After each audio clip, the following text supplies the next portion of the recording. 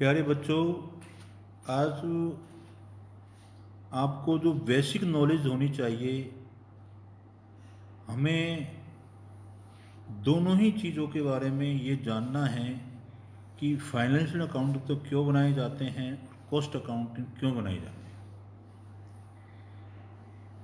है। जब तक दोनों के बारे में आपको समझ नहीं होगी, तब तक आप फाइनेंशियल अकाउंट और कॉस्ट अकाउंटिंग के बेसिक कंसेप्ट को नहीं समझ पाएंगे। इसलिए मैंने कंपैरेटिव अध्ययन करने के लिए, कंपैरेटिव आपको सोच डेवलप करने के लिए दोनों में अंतर समझना बहुत आवश्यक है। तो क्या डिफरेंसेस हैं, क्या इनके अंतर हैं, ये आपको बिंदुवाई हमको देखना है। फाइनेंशियल अकाउंट और कॉस्ट अकाउंटिंग का प्रथम जो उद्देश्य क्या है, इनके लक्ष्य क्या है, पर्पज क्या है, ये आपको जानना है। तो सर्वप्रथम फाइनेंशियल अकाउंट का क्या लक्ष्य है?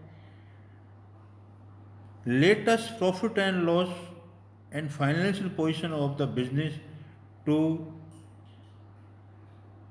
ओनर्स एंड आउटसाइडर्स, ये फाइनेंशियल अकाउंटिंग का लक्ष्य है, उद्देश्य है। कॉस्ट अकाउंटिंग का है provide information to management for proper planning, operation, control and decision making. ये कॉस्ट अकाउंटिंग का उद्देश्य है, लक्ष्य है, गोल है। दूसरा बिंदु है स्टॉक वैल्यूएशन एट कॉस्ट और market price which ever is less. इसमें स्टॉक का मूल्यांकन ऐसे किया जाता है फाइनेंशियल अकाउंटिंग में। कॉस्ट अकाउंटिंग में हमेशा एट द कॉस्ट के आधार पर किया जाता है, ऑलवेज एट कॉस्ट। तीसरा बिंदु है fixation of selling price. Financial accounting में जो दोनों की जो सेलिंग प्राइस फिक्स करेंगे वह है are not maintain with this object. ये इनका बिंदु है। कॉस्ट अकाउंटिंग का है provide sufficient data for fixing selling price.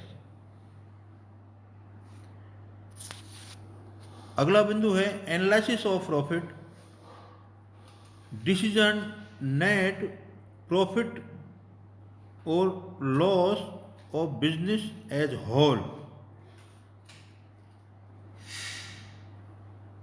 Cost accounting में है डिस्क्लोज प्रॉफिट और loss of each product, job और सर्विस। अगला बिंदु है periodicity of reporting, at the end of the years में दी जाती है। इसमें कॉस्ट अकाउंट में cost report to management as and when desired. अगला बिंदु है स्टेटरी कंपल्सन, मैंडेटरी है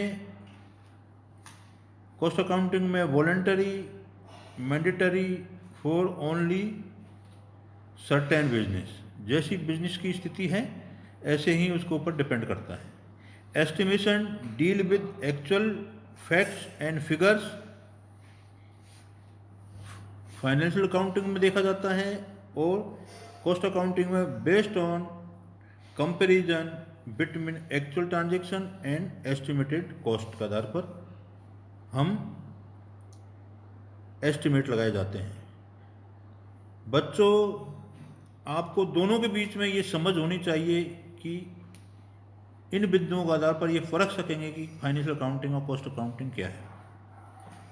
आपको कोई भी बिंदु पर जानकारी चाहें तो आप टेलीफोन पर, व्हाट्सएप पर या मुझे चैट भी कर सकते हैं और ये बता सकते हैं कि ये प्रॉब्लम है, ये आपको और समझाइएगा।